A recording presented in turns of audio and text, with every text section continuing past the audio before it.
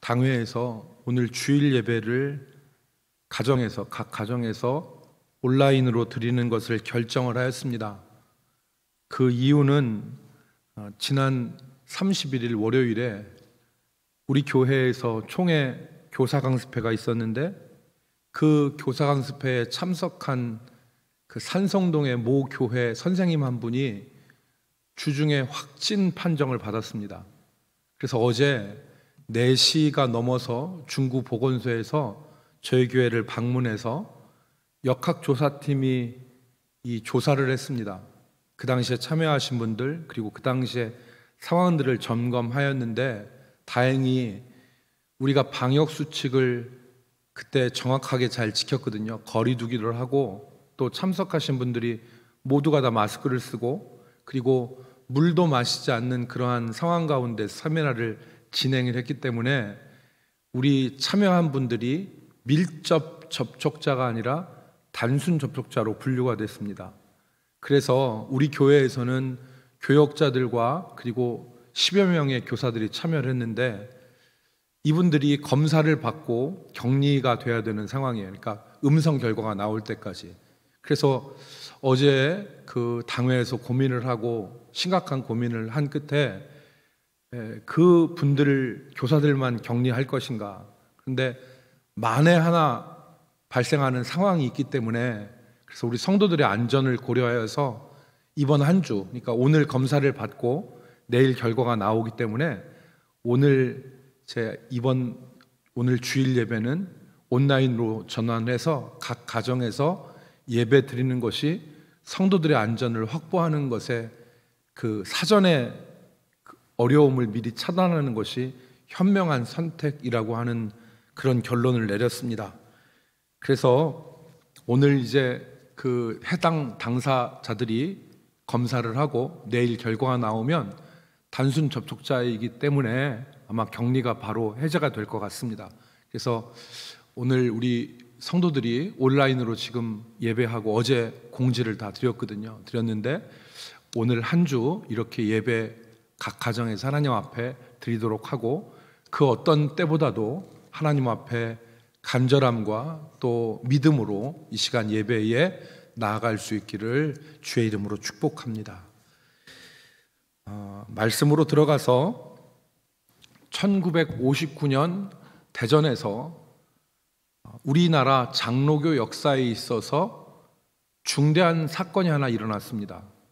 1959년 우리 교단 제44회 총회가 대전중앙교회 예배당에서 있었습니다. 역사가 60년이 지난 오늘에서도 역사가 이 제44회 총회를 기억하는 것은, 이때 우리 장로교회가 여러분이 들으셨겠지만 세계교회협의회, 즉 WCC라고 하는 세계교회협의회 가입 문제로 분열을 하였기 때문에 그렇습니다. 여러분, 세계교회협의회를 익히 들으셨겠지만 교회연합운동이라고 하는 에큐메니칼 운동을 하는 국제단체였는데, 이 가입을 두고 찬반이 갈렸습니다. WCC의 가입을 찬성하는 측에서는 대전중앙교회 총회가 중간에 하다가 9월 달에 산회를 해버렸어요. 그런데 바로 다음에 서울에 있는 연동교회에서 모임을 갖고 WCC 가입을 결정을 하고, 그리고 그 본인들 모임을 결성을 했습니다. 그래서 그 당시에는 이 연동교회에서 모인 사람들을 연동측, 오늘날 통합측입니다. 통합측이 그렇게 탄생한 겁니다. 그런데 산회 이후에 예정된 11월 달에 서울에 있는 인사동에 있는 승동교회에서 속회를 하였습니다. 총회를 속회를 하였고, 그때 WCC에 대한 가입 반대 결정을 했는데, 이 분들을 그 당시에는 승동측, 연동측이 아니라 승동측, 오늘날 합동이 그렇게 형성이 된 것입니다. 이때 회의로 전국이 에큐메니칼을 지지하고 반대하는 것으로 나뉘어졌습니다. 서울의 대도시에 있는 또 다른 도시에 있는 교회들만이 아니라 두메 산골에 있는 교회들도 여기에 휘말렸습니다. 저는 이 에큐메니칼이라고 하는 단어를 신학교에서 장로교회 역사를 배우면서 들었는데요. 우리 교회에 와서도 성도들 입에서 이 얘기를 들었습니다.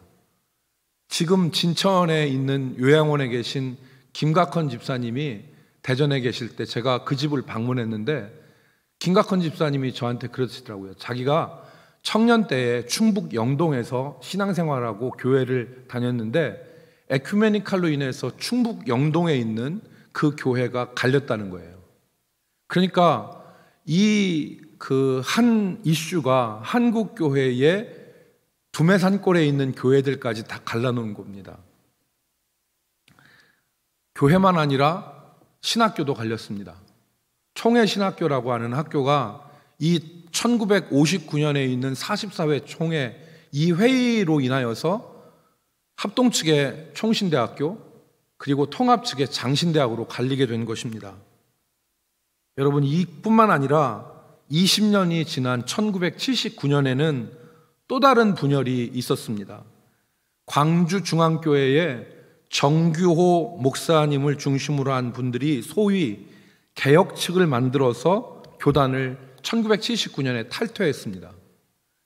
그렇게 분열을 이어오다가 26년 만인 지난 2005년 우리 황승기 원로 목사님이 총회장이 선출되신 그 90회 총회 대전중앙교회에서 이 합동과 나갔던 탈퇴했던 개혁이 역사적으로 합동 예배를 드리는 그런 일들이 있었습니다. 성도 여러분, 제가 왜 이 이야기를 드리느냐? 이것 말고도 제가 말씀드린 두 사건 말고도 장로교회사에서는 많은 분열의 역사가 있었는데 역사는 평가합니다. 어떤 분열은 신학적이고 교리적인 문제로 인해서 분열했지만 어떤 문제는 다분히 교권의 분쟁으로 교권의 문제로 분열이 이루어졌다고 평가합니다. 이런 그 회의의 중요성을 우리가 한번 다시 생각해보고 오늘 제가 왜 이 말씀을 드리는고 하니까 우리가 읽은 이 사도행전 15장 말씀과 연관이 있기 때문에 그렇습니다. 특별히 갈등과 대립 상황에 있는 우리들에게 교훈을 주시기 때문에 그렇습니다. 여러분, 오늘 우리가 읽은 사도행전 15장은 소위 예루살렘 회의를 배경으로 하고 있습니다. 예루살렘 공의회라고 하는 것을 배경으로 했는데 사도행전 15장이 그에 대한 기록이죠. 그래서 이 문제의 발단은 어떻게 시작되느냐? 하나님의 은혜로 성장하던 이방인의 교회였던 안디옥 교회가 있었는데 이 안디옥 교회에 어느 날 예루살렘에서 온 어떤 사람들이 안디옥 교회의 성도들을 향하여서 전하고 가르치기를 1절 하반절에 기록되어 있는 대로 너희가 모세의 율법대로 할례를 받지 아니하면 능히 구원을 받지 못하리라, 이렇게 가르친 것입니다. 그러니까 무슨 얘기냐면 믿음에다가 율법, 믿음에다가 행위를 덧붙여야지만이 구원을 받을 수 있다는 거예요. 그러니까 믿음만으로는 구원받지 못한다는 것입니다. 우리는 갈라디아서에서 바울이 말했듯이 이것이 복음이 아니라는 것을 우리 알 수 있습니다. 믿음의 행위를 더해야 구원받는다고 하는 것은 그리스도의 십자가를 무너뜨리는 일이죠. 행위가 필요 없다는 것이 아닙니다. 야고보서에 기록된 대로 행위 없는 믿음은 죽은 믿음입니다. 믿음의 결과는 행위예요. 그러나 행위가 믿음의 조건이 된다면 그것은 그리스도의 십자가를 무력화시키는 것이고 다시 율법주의로 돌아가는 것이죠. 이 사실을 우리 성도들은 잘 이해하고 그리고 정리가 되어 있습니다. 그런데 아직 이 진리가 확정되지 않았던 초대교회 안디옥 교회는 이로 인해서 적지 않은 변론과 다툼이 있었던 것입니다. 바울과 바나바는 예루살렘에서 온 율법주의자들이 믿음에다가 모세의 율법대로 할례를 받고 행위를 해야 된다, 이 얘기를 했을 때 강하게 거부했어요. 그러다 보니까 적지 않은 다툼과 변론이 일어난 것입니다. 이때 안디옥 교회는 최종적으로 어떻게 했느냐, 결론을 내렸어요. 모교회인 예루살렘 교회에 사람을 보내서 사도와 장로들의 지도를 받자. 그래서 바울과 바나바와 그 외에 몇 사람을 예루살렘 교회로 파송을 합니다. 예루살렘에서는 이 안디옥 교회에서 온 형제들을 영접하고 이 문제에 대해서 사도들이 의논하기 시작하죠. 그것이 오늘 본문에 있는 6절입니다. 6절에 보면은 장로와 사도와 장로들이 이 문제에 대해서 의논하였다는 얘기는 바로 예루살렘 회의가 시작된 것을 의미하는 말입니다. 최초의 발언은 베드로가 했습니다. 그는 자신이 경험한 하나님의 역사, 우리가 지난번에 나눴던 고넬료, 이방인 가정에 하나님이 어떻게 역사하셨는지 그것에 대해서 말을 했어요. 그래서 오늘 8절과 9절에 보면 베드로가 이렇게 얘기합니다. 우리에게와 같이 그들에게도 성령을 주시고, 그러니까 우리와 똑같이 그들에게도 성령을 주시고 그들의 마음을 깨끗하게 하사 그들이나 우리를 차별하지 아니하셨음, 그것에 대해서 말한 거죠. 그리고 더 중요한 말을 10절과 11절 말씀에서 합니다. 우리 10절과 11절 말씀을 같이 읽어보겠습니다. 그런데 시작. 그런데 지금 너희가 어찌하여 하나님을 시험하여 우리 조상과 우리도 능히 매지 못하던 멍에를 제자들의 목에 두려느냐. 그러나 우리는 그들이 우리와 동일하게 주 예수의 은혜로 구원받는 줄 믿노라 하니라. 그러니까 여기서 베드로가 한 말은 정확한 거죠. 구원에 있어서 율법이 조건이 될 수 없다. 우리와 우리 조상들도 지키지 못했던 그 율법의 멍에를 어떻게 제자들에게 우리가 지금 다시 매일 수가 있게 하느냐. 그리고 우리와 마찬가지로 저들도 하나님의 은혜로 구원받은 것이다. 그것을 우리가 믿노라라고 얘기한 것입니다. 그러니까 베드로의 이 것이 청중들의 마음을 움직였겠죠. 진리를 사도와 장로들이 모여서 이 중요한 문제를 의논하는데 베드로가 결코 율법의 멍에를 지워서는 안 된다. 그리고 우리와 마찬가지로 그들도 하나님의 은혜로 믿음으로 구원받는다는 것을 확정을 했어요. 그리고 나서 13절에 보면 야고보가 말을 하죠. 야고보가 13절 말씀은 야고보가 이제 예루살렘 공유에서 얘기하는, 여기에 야고보는 세베대의 아들 야고보가 아니에요. 주의 형제 야고보예요. 그러니까 세베대의 아들, 우리가 복음서에서 예수님께서 베드로와 야고보와 요한을 데리고 다니셨잖아요. 그때 야고보는 이미 헤롯에 의해서 칼로 죽임을 당했어요. 순교를 당했어요. 그래서 여기 나오는 야고보는 그 야고보가 아니라 예수님의 친동생인 야고보서를 쓴 야고보란 말이죠. 그 야고보가 말을 한 것입니다. 그래서 야고보가 무엇을 얘기하느냐, 하나님께서 율법을 지킴으로 그들을, 이방인을 유대인화해서 구원하는 것이 아니라 하나님이 이방인의 모습 그대로 부르셔서 하나님의 백성을 삼으신 것이다. 단 4가지만 저들로 멀리하게 하자. 그것이 바로 20절에 있습니다. 20절에 뭐라고 했습니까? 우상의 더러운 것, 즉 우상 제사에 사용되어진 음식, 그거 먹지 말고 목매인 것과 피. 여러분, 목매인 것은 짐승을 죽일 때 목을 매달아서 목을 졸라서 죽인 것입니다. 근데 유대인들은 율법에 보면 누누이 강조하는 게 피채 먹지 말아라. 그리고 음식에, 그러니까 짐승을 잡을 때 피를 다 쏟고 고기만 먹도록 율법이 기록하잖아요. 이게 유대인의 정결법이에요. 그런데 이방인들은 그걸 상관하지 않았어요. 그래서 유대인들이 혐오하는 이 피채 먹는 거, 그리고 목 매어서 죽인 것, 이것들을 멀리하도록. 그리고 4번째가 무엇입니까? 음행을 멀리해라. 이것 외에는 그들에게 율법의 멍에를 지우는 것을 하지 말자, 이렇게 얘기하는 것입니다. 이 의견을 사도와 장로들이 채택을 하고, 그리고 바울과 바나바의 편에 편지를 써서, 그런데 이제 보증을 하기 위해서 예루살렘에 있던 사도들 중에서, 제자들 중에서 바사바라는 유다와 실라를 그들과 함께 안디옥 교회에 보내기로 결정을 하였던 것입니다.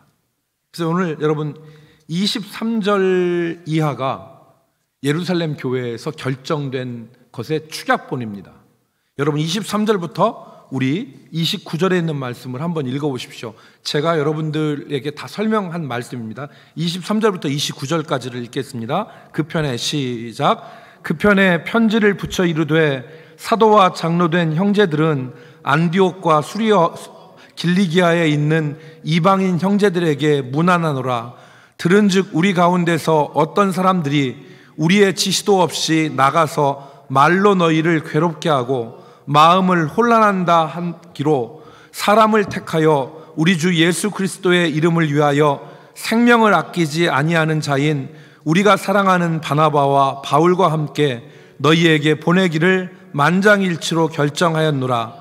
그리하여 유다와 실라를 보내니 그들도 이 일을 말로 전하리라. 성령과 우리는 이 요긴한 것들 외에는 아무 짐도 너희에게 지우지 아니하는 것이 옳은 줄을 알았노니 우상의 제물과 피와 목매인 죽인 것과 음행을 멀리 할지니라. 이에 스스로 삼가면 잘 되리라. 평안함을 원하노라 하였더라. 아멘. 그러니까 이 내용으로, 그러니까 유다와 실라가 바울과 바나바와 함께 가서 편지를 전하고 그 안디옥에 있는 성도들을 위로했습니다. 그리고 나서 그 위로한 이후에 이들이 예루살렘으로 무사히 복귀를 하였죠. 자칫 분열로 이어질 뻔했던 문제가 정말 은혜롭고 지혜롭게 이렇게 해결이 되어진 것입니다. 오늘 우리가 사는 가운데서, 교회 안에서, 우리가 사는 사회 안에서, 그리고 심지어는 가정에서도 많은 갈등과 또 분쟁의 상황을 만나게 됩니다. 그때 필요한 것이 오늘 예루살렘 회의에서 볼 수 있는 성숙한 해결 방법이에요. 그래서 저는 오늘 이 말씀을 들여다보니까 자세히 읽어보면 그 갈등과 분쟁, 다툼과 이런 싸움에서 우리가 그 문제들을 슬기롭게 해결을 해 나갈 수 있는 원리들이 여기 본문에 제시되어 있더라고요.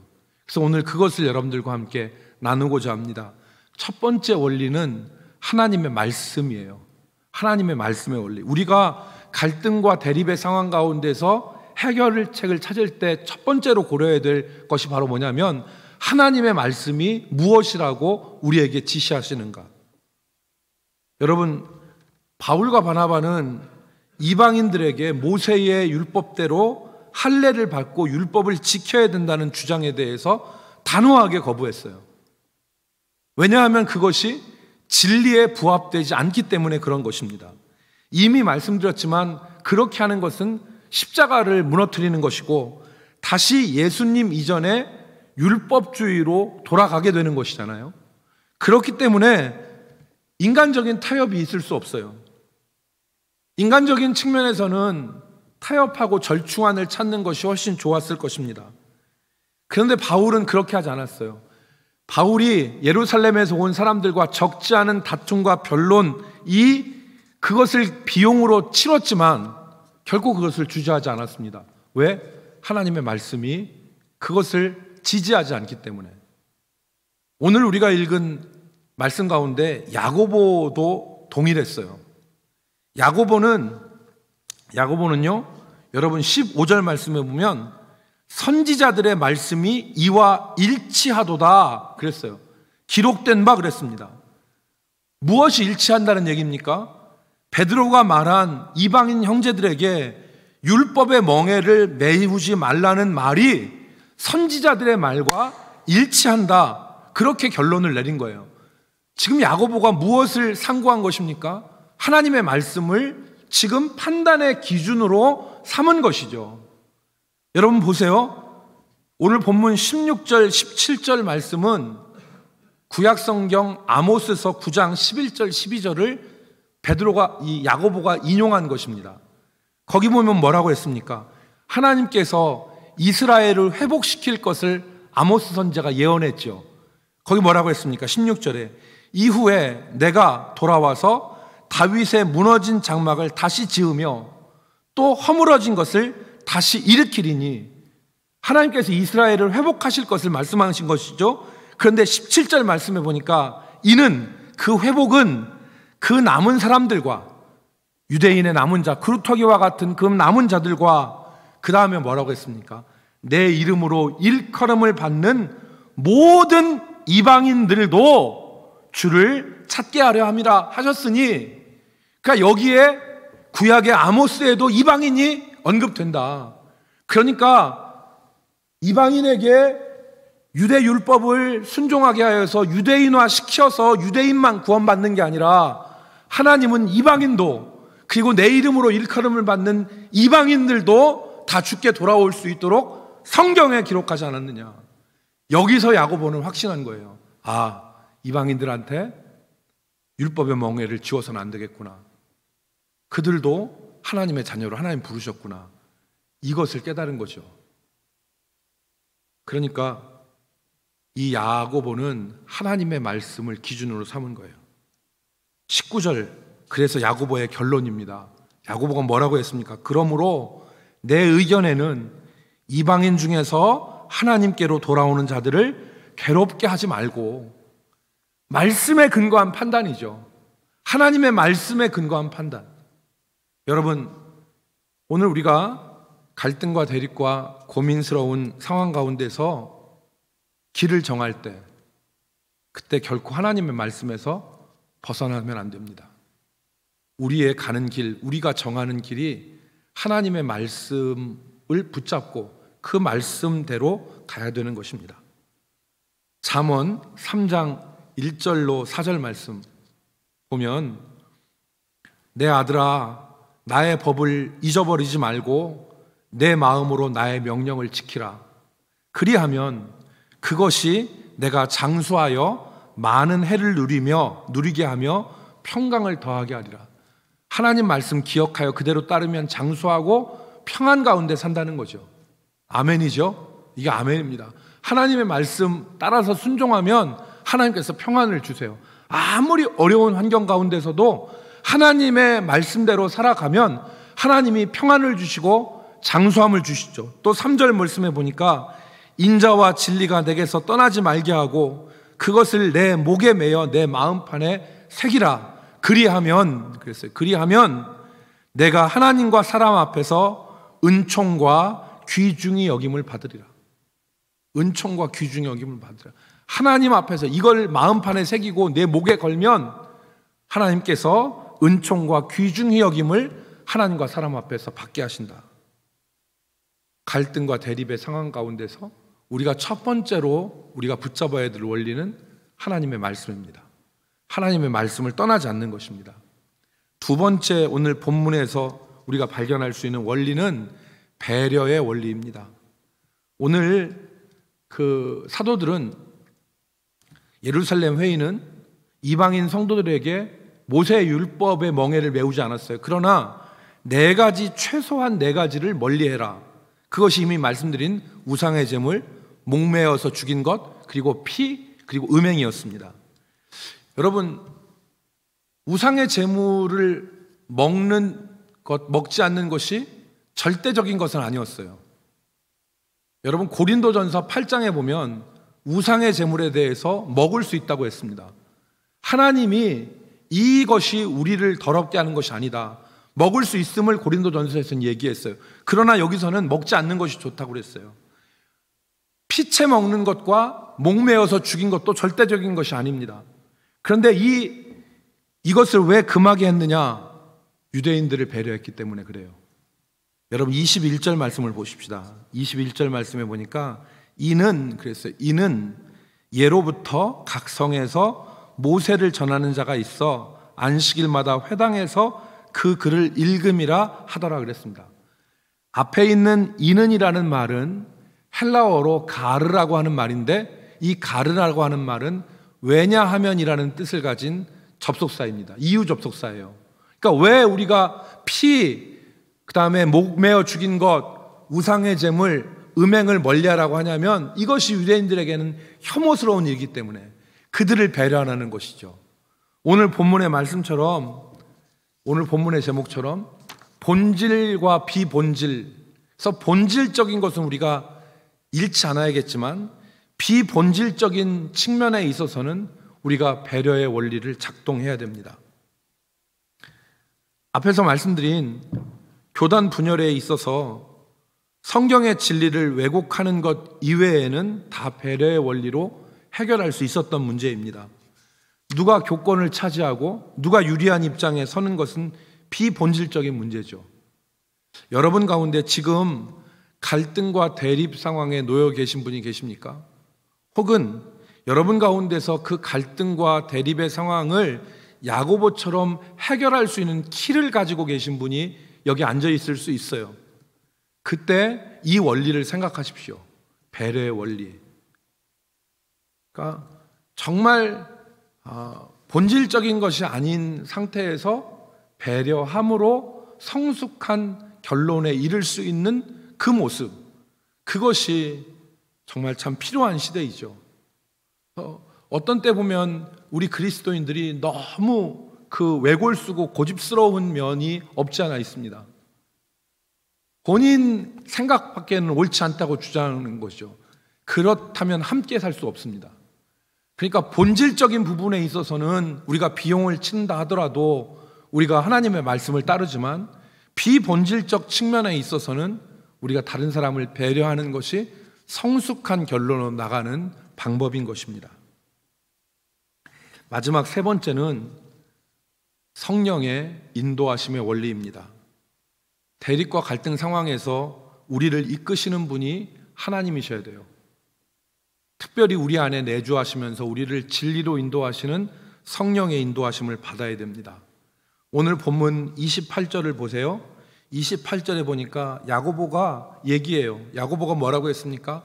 성령과 우리는 이 요긴한 것 외에는 아무것도 너희에게 지우지 아니하는 것이 옳은 줄 알았다.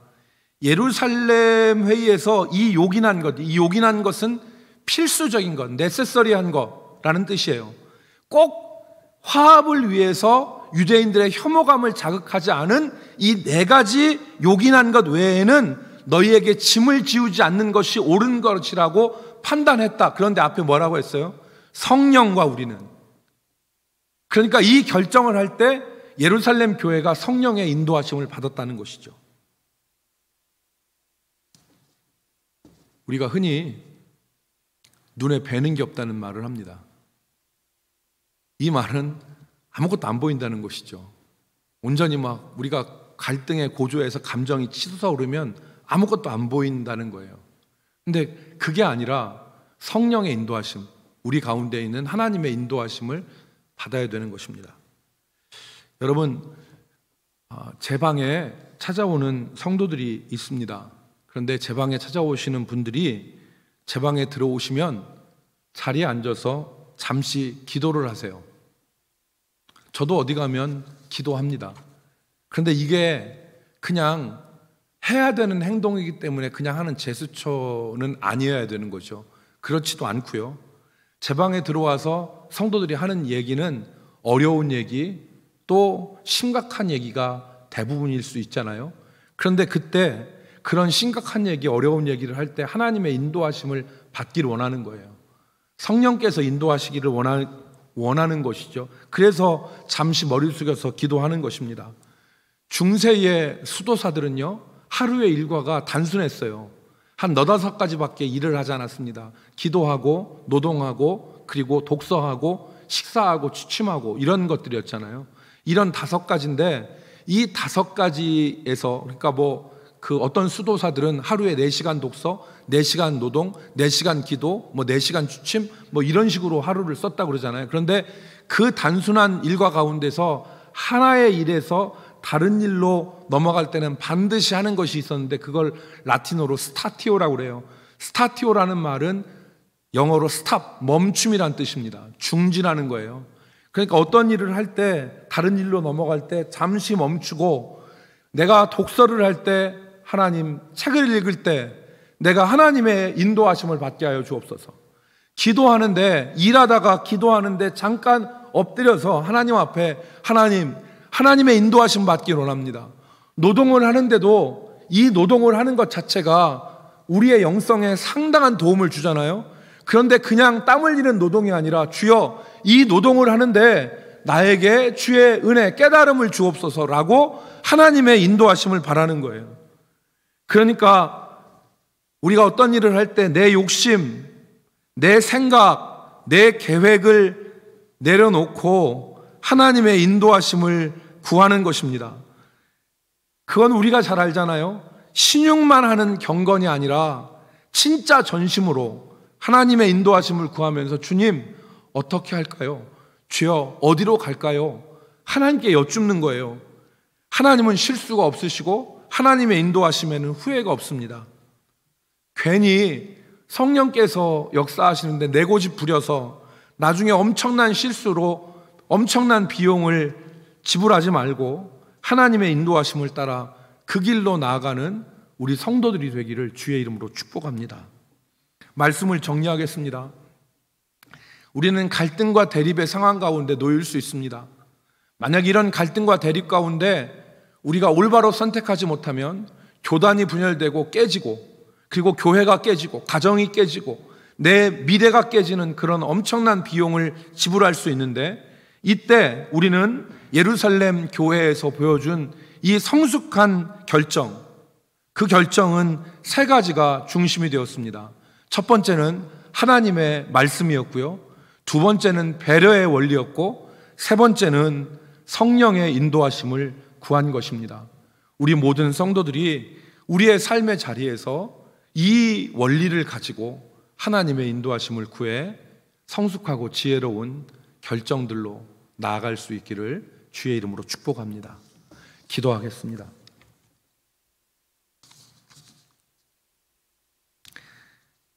살아계신 아버지 하나님, 오늘 우리가 예배하는 가운데 주의 음성을 사모하여 이 말씀을 대싸우니, 주여 갈등과 대립과 다툼과 분쟁 가운데 있는 우리들을 긍휼히 여겨주시고 우리로 성령의 인도하심을 받게 하시며 옳은 결정으로 나아가서 하나님께 영광 돌리고 하나님이 예비하신 은혜의 길에서 멀어지지 않게 하여 주시옵소서.